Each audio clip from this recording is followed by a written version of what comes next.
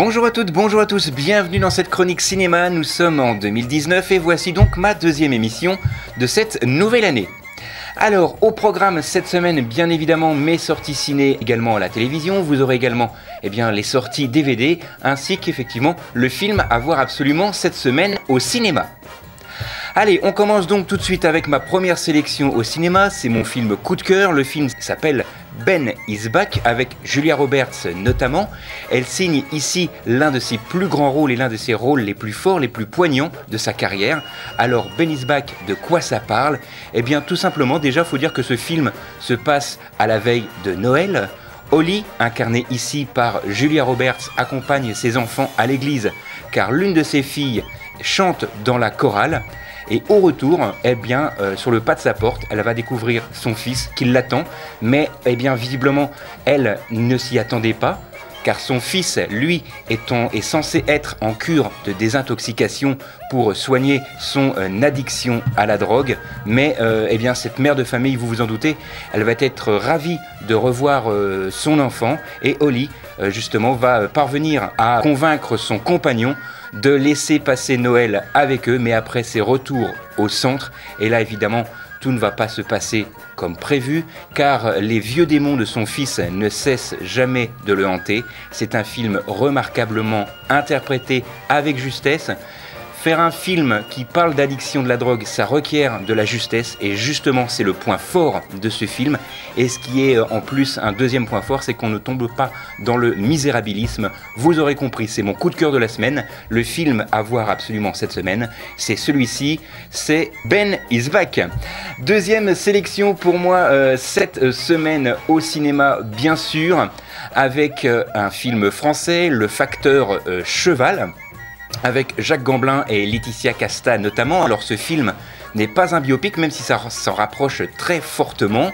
Le film nous raconte l'histoire de Joseph Ferdinand Cheval, plus connu sous le nom de Facteur Cheval. Il est né en 1836 dans la Drôme et mort à l'âge de 88 ans.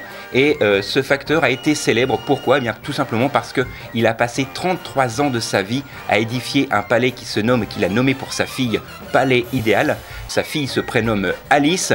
Et c'est vraiment un film à voir. Pourquoi ? Parce qu'il y a énormément de costumes d'époque. Il y a une photographie qui est vraiment somptueuse. Et tout cela est chapeauté par le duo Casta-Gamblin, un duo vraiment formidable dans ce film. Je vous en rappelle le titre, Le Facteur Cheval.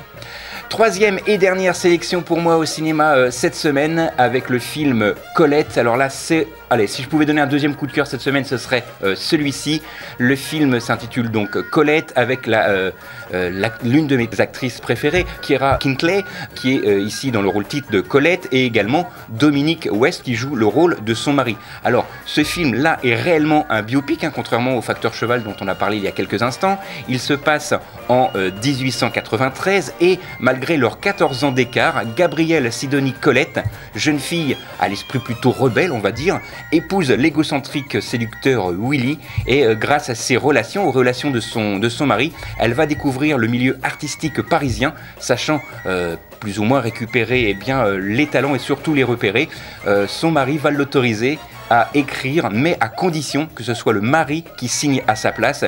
Et suite au triomphe de la série Claudine, que vous connaissez certainement, il ne tarde pas d'ailleurs à devenir célèbre. Et pourtant, tandis que son mari est plus ou moins infidèle, ça ne la dérange pas visiblement plus que cela, mais ce qui la dérange fortement, c'est justement son manque de reconnaissance par rapport à tout ce qu'elle a écrit. Et là, c'est là où vous allez découvrir qui est Colette réellement. Un film à voir absolument par tous, ceux qui connaissent Colette par son écriture, mais ceux qui veulent la découvrir dans sa vie intime. Vous en découvrirez beaucoup plus en allant voir ce film qui s'intitule Colette. Alors, bien évidemment, ce film a déjà été créé, puisque ce n'est pas la seule adaptation de Colette. Vincente Minnelli en avait réalisé une très très belle adaptation en 1958. Que vaut cette version 2019 ? Eh bien, pour moi, c'est une très très grande réussite. Je dis oui, et de deux fois oui même, donc allez-y, vous en sortirez certainement ravis.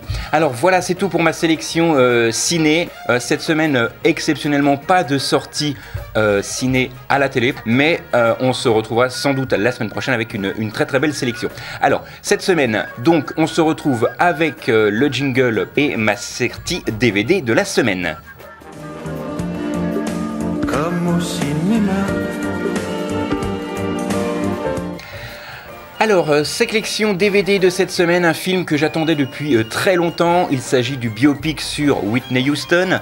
Le DVD a pour titre tout simplement Whitney. Ce film revient de façon magistrale sur la carrière de la chanteuse aux 200 millions d'albums vendus tout de même. Eh bien, ce film va revenir sur cette carrière justement exceptionnelle en donnant la parole à ses proches, à ses amis, jusqu'à sa descente aux enfers. Évidemment, ce DVD et ce biopic est ponctué d'images d'archives. C'est vraiment quelque chose qui a été fait de main de maître et même tous les fans s'en accordent à dire que c'est une très très grande réussite. Le film donc s'intitule Whitney et bien évidemment il sort cette semaine en DVD. Allez, c'est la dernière partie pour cette chronique cinéma avec le film à voir absolument cette semaine. On en a parlé la semaine dernière, il est toujours à l'affiche fort heureusement parce qu'en plus il marche très très bien. Le film s'intitule Les Invisibles, une comédie sociale très humaine sur les femmes à la rue. Un film interprété avec de vrais acteurs, mais également avec de vraies femmes qui vivent ou qui ont vécu dans la rue justement, et ça c'est le point fort du film. Elles vont devoir rapidement trouver un emploi car le centre qui les accueille va devoir fermer. À partir de là, tous les cons sont permis pour pouvoir essayer de se réinsérer. Les coups bas, les mensonges, ça vous allez pouvoir le découvrir avec notamment Audrey Lamy et l'excellente Corinne Massiero. Voilà, c'est tout pour cette semaine. Nous, on se retrouve la semaine prochaine, même endroit, même heure. D'ici là, sortez, allez au ciné et n'oubliez pas qu'un bon film, ça se voit aussi à la télé.